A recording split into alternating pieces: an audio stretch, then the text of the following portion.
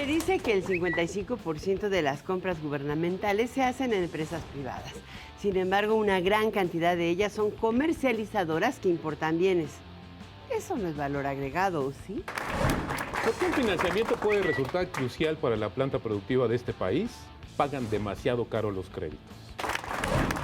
La manera en que podemos salir adelante en una competencia transpacífico depende mucho de lo que consumamos en nuestro país y, por supuesto, de las empresas que hagan los jóvenes. De esto justamente, de las compras de gobierno, del Trans-Pacific Partnership, vamos a platicar con Rodrigo Alpizar. Él es el presidente nacional de Canacintra.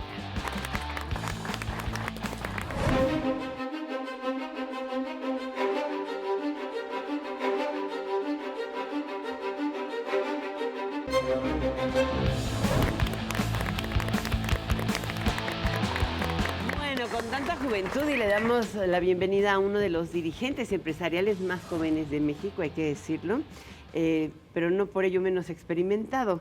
Él es Rodrigo Alpizar, presidente de la Cámara Nacional de la Industria de la Transformación, la cámara que agrupa a más empresarios en México, hay que subrayarlo.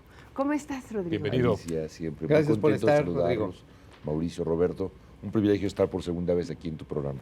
Hace unos días se efectuó la exposición más importante que realiza la Secretaría de Economía. Así es. Y todos los años, Mau, ¿no te acuerdas? Desde hace Sí, no sé están cuánto. promoviendo dicen, que le el vendan al gobierno. 35% de las compras que realiza el gobierno se tienen que realizar a microempresas. Así es. Pero en realidad creo que el 100% de las compras del gobierno se deben realizar a las empresas privadas, ¿o no? Por supuesto.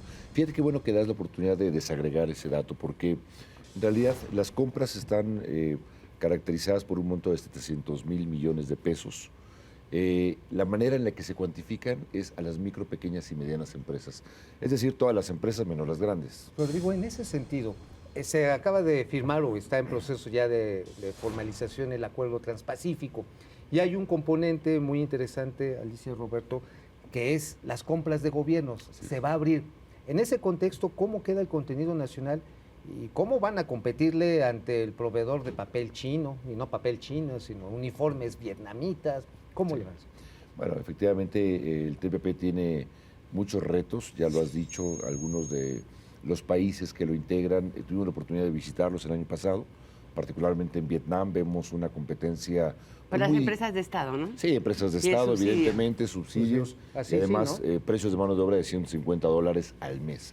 Pero bueno, $150 al mes. ¿Qué Sí, tal, nos Y luego tocó dicen que nosotros somos los que verificar, pagamos por supuesto menos. que sí. $150 al mes. Pero lo que decías, Mauricio, efectivamente habrá que ser muy cuidadosos para que estas reservas que están establecidas en el TPP, que habrán de durar hasta 10 años en la manera en la que se van clasificando, pues nosotros logremos generar otro tipo de mecanismos que sí permitan que compremos lo hecho en México. Y esto no es nada ajeno a lo que hacen los países más globalizados, como es Estados Unidos. Recordarán en el 2009, cuando estaban en plena crisis, Exacto. ellos determinaron un acto que se llamó el Only Buy American, ¿no? Finalmente la diferencia de tasa es muy grande, ¿no? Pero el marco regulatorio está mal y el proceso de ejecución de justicia está mal.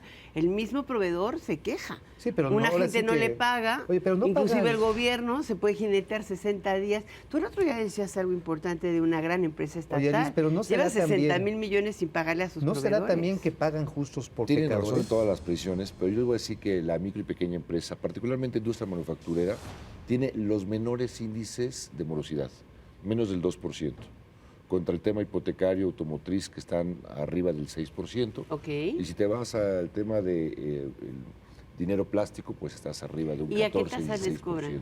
Tú sabes que un buen crédito hoy estamos consiguiéndolo al 14, 17%. Ahora, en Canacintra, por ejemplo, han logrado establecer una muy buena sistema de financiamiento. ¿Estableciste tú por primera vez una SOFOM? Sí, estamos- Y los costos de financiamiento están bajos, pero el problema son los altos costos de comisiones que te cobran los bancos de desarrollo para darte garantías o fondeo. Sí, fíjate que la banca de desarrollo en México no ha logrado ser una banca que esté al mismo nivel y a la altura de la banca de desarrollo de cualquiera de los países que me digas, de ¿Por qué? el ICO de España, del KfW Entonces- de Alemania. Mira, nosotros hemos dicho que tienen que competir. Así como los empresarios competimos, la banca de desarrollo tiene que competir. Pero competir, ¿cómo? Imaginemos, por ejemplo, cómo lo hacía España en el momento en el que quería desarrollar su industria, determinó un producto que se llamó el crédito del rey. Rodrigo, vamos a ver una cápsula justamente para conocer más de Canacintra y regresamos para seguir O del platicando. crédito del rey, ¿no? Ah, bueno. O de las compras del gobierno. O la de la reina. Muy bien, claro que sí. Los productos que se manufacturan en México representan 80% de las exportaciones y generan más de 9 millones de empleos manufactureros e industriales. Además, mientras que en los primeros 8 meses del año las exportaciones globales retrocedieron 11%, las mexicanas subieron 2.3% y el objetivo es ampliar todavía más los destinos para lo que se fabrica en México. A ver, Rodrigo, ¿cómo funcionó esto de la tasa del rey? Sí. Crédito del Rey efectivamente era un crédito dedicado al sector exportador, donde les financiaban a tasa cero todo lo que fueran productos o bienes de capital. ¿Tasa cero? Es más, Estados Unidos en el 2009, cuando cayó en la crisis de los derivados, también determinó a través del SBA créditos a tasa cero. Oye, ¿por qué no SBA es copiamos esas el cosas Small aquí? Business Business Administration, Administration, por ¿no? supuesto. Es como el INADEM. Más o Pero menos. ¿sabes qué? La parte fiscal. El gobierno nos ayuda, va a ayudar con este esquema a que las pequeñas empresas mexicanas sean competitivas en el marco del TPP. Mira, yo creo, Mauricio, que el TPP es un asunto que puede ser grandes retos, puede haber oportunidades importantes. En Canacintra hemos detectado, por ejemplo, que hay un mercado de exportación de grenetina, en donde México puede tener una gran capacidad para ¿Con lo que exportar se hace a la estos países. gelatina? Exactamente. Oye, vamos a mandar unos La gelatina planeros y a muchas Vietnam. cosas. Planeros, ¿no? entre muchas cosas. El sector planeros. automotriz también va a tener un beneficio en lo que son la fabricación de cámaras de reversa, sistemas de entretenimiento, que ya con la importación de las tarjetas de Malasia vamos a poder cumplir la regla de origen para poder exportar a Estados Unidos. Interesante. Es una oportunidad, pero también hay muchas amenazas, hay que decidirlo. ¿Cuáles amenazas? Bueno, evidentemente el tema textil, Vietnam viene ganando mucho terreno y es el segundo exportador de textiles. Vamos a Estados ver Unidos. el resumen de noticias financieras y económicas más importantes y regresamos para seguir platicando contigo, Con Rodrigo. mucho gusto. ¿Qué tal? Muy buenas noches, soy Bernardo Noval.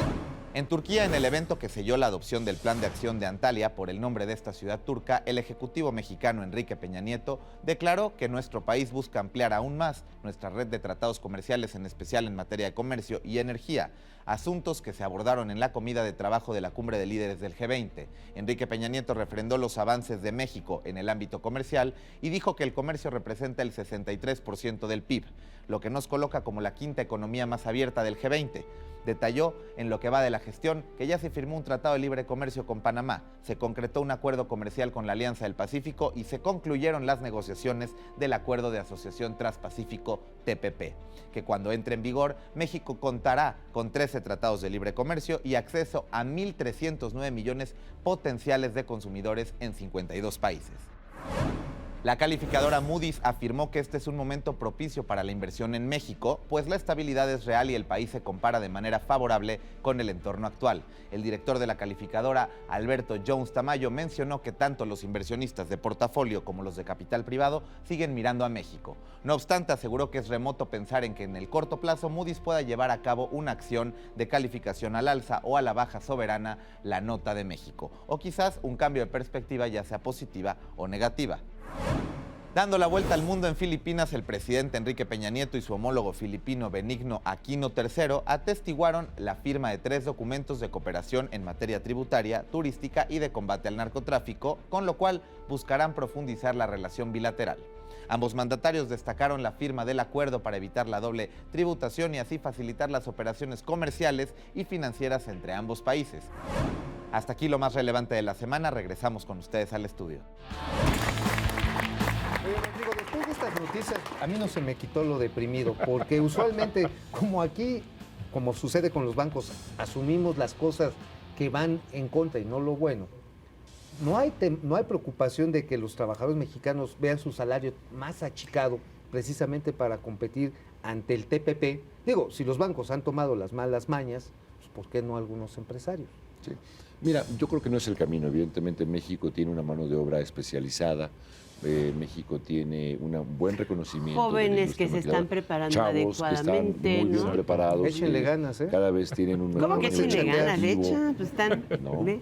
Y ahí es donde entonces México puede competir, con una mano de obra muy preparada y no tratando de emular estas manos de obra que están esclavizadas. Ahora, volviendo a las pequeñas empresas, a las compras de gobierno,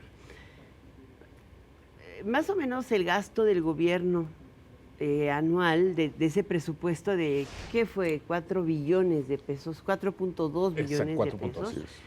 Aproximadamente la mitad, que es como el 12% del Producto Interno Bruto, lo que hemos ahorrado en las AFORES, se gasta por año. ¿Y por qué no se gasta en empresas de todos tamaños? ¿Por qué no en empresas mexicanas? Sí. ¿Por qué tenemos que ponernos una meta del 35% cuando debería ser limitar al 10% o al 35% lo foráneo? La meta se puede ampliar, inclusive hay un universo más del 55% según un estudio que hay en el gobierno. Pero vuelvo a lo mismo, lo que hay que analizar no es solo comprarle a las pymes, sino comprarle a las pequeñas y medianas industrias. Lograr que verdaderamente lo que se compra esté hecho en México. Y no es un tema proteccionista, es un tema como lo hacen todos los países más desarrollados. Claro. Alemania, por ejemplo, favorece sus compras a todos aquellos que sean fabricantes. ¡Ay, ay, ay! Señor Rodrigo Alpizar. Hasta dígame, la pierna me levanto. Nacionales a favor de la pequeña y mediana industria, con estos jóvenes que espero no se conformen con ganar el minisalario. ¿Cómo vamos a hacerle para que estos muchachos no queden sujetos a esa condición infame? Muy bien. Pues mira, estos muchachos tienen que estudiar mucho, que sean jóvenes que puedan empezar a incrementar su salario y por qué no también que sean grandes empresarios. Pues iremos a buscar, pero cuidado, creo que Speculator se está asociando con unos asiáticos medio malandrines. ¡Ay, perros de blanco! Ya los chapurrados. Nos vamos. Adiós. ¡Bravo! Chao, chapurrados. Rodrigo, ¿cuánto se compra hoy? ¿Cuánto compra hoy el gobierno cuando hablas de ese porcentaje? ¿Cuánto compra hoy? Mira, son más de 115 mil millones. Hasta el momento se llevan ya en este año comprados 84 mil. 84. Sí, pero te repito, la manera en la que se calcula es a micro, pequeñas y medianas empresas. Perfecto. No importa si son comercializadoras o fabricantes. Y ahí había que hacer esta distinción que comentabas. Y en Estados Unidos sí hay la distinción. Okay. A ver, la capacidad de supervisión del Estado mexicano ante el comercio, ahora sí legítimo, ¿realmente podrá, servirá o qué tenemos que hacer para evitar que nos lleven al baile? O hacer las industrias lo que hicieron, supervisar ellas y entregarles las pruebas, ¿no? Pues sí, de a tiro, ¿no? Porque ni siquiera tenemos capacidad de supervisión estatal. Es muy difícil, porque además te voy a decir que el fenómeno del contrabando es un tema de un interés económico tan grande que muchas veces rebasa la capacidad misma del Estado. O sea, yo no descarto que en algún momento México tenga que militarizar las aduanas para verdaderamente tener la capacidad, por supuesto. Imagínate lo que pasó en Michoacán, las presiones que había sobre los agentes aduanales cuando estaban en este proceso de robarse 11 mil millones de toneladas de mineral de hierro que se iban a China y regresaban como acero. Repite la cantidad porque creo que sí nos 11 mil millones de toneladas de mineral de hierro que se fueron a China y luego regresaron en acero a un precio total. Que obviamente tiraron toda la industria del acero en México. La redistribución gandalla del ingreso. Pues sí.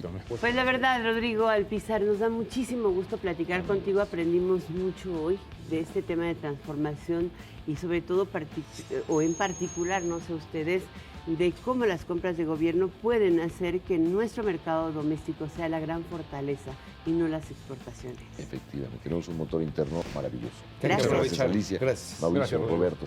Gracias por la gracias. oportunidad. Gracias, chavos. Gracias a todos. ¿Y tú con qué te quedas en la billetera, Robert?